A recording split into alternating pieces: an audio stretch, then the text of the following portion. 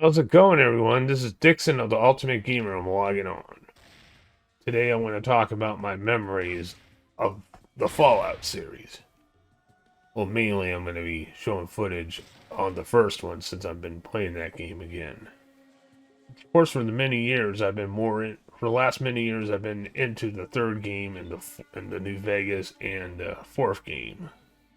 Never did got into 76 since it's an online multiplayer and never got the time and effort to do it. But let's talk about how I learned about the series to begin with.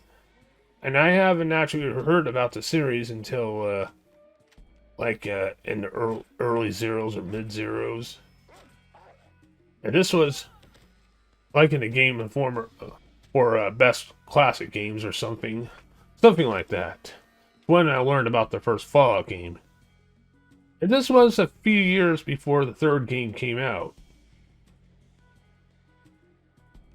Once Bethesda bought the rights, then they continued the series with the third game to make it even better. Totally liked the original games as well, too. I was playing the original games before I got into the third game. I actually got the DVD-ROM copy of the game. I have it right here. Yep, in this box. Well, actually, this is the second edition I got. I got the European edition.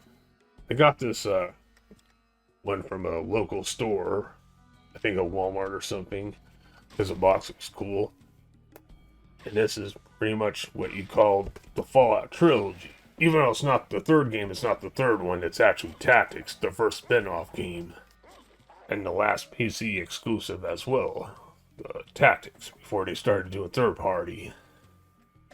Well, almost before they started doing third party, because there was a console exclusive before the third game, right after the Tactics.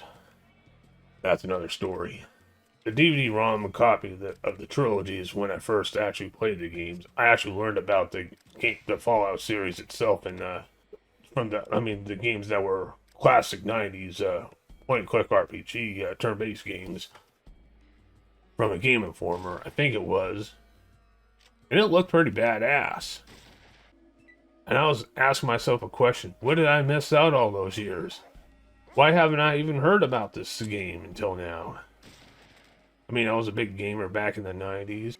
Probably because the early Fallout games were PC exclusives and I was limited to console games and I was more focusing on the Resident Evil franchise and the wrestling games and etc. Pretty much, when I first found out about the Fallout franchise, my love for the game series grew.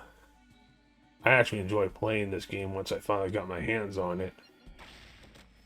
And when I heard the fact that Bethesda bought the rights from Interplay, who were behind the original Fallout games, as well as the founder of Interplay and the creator of the Fallout series, Brian Fargo, Bethesda Game Studios managed to make the games even better because they went third party for the first time for both PC and consoles, which were the Xbox 360 and PlayStation 3.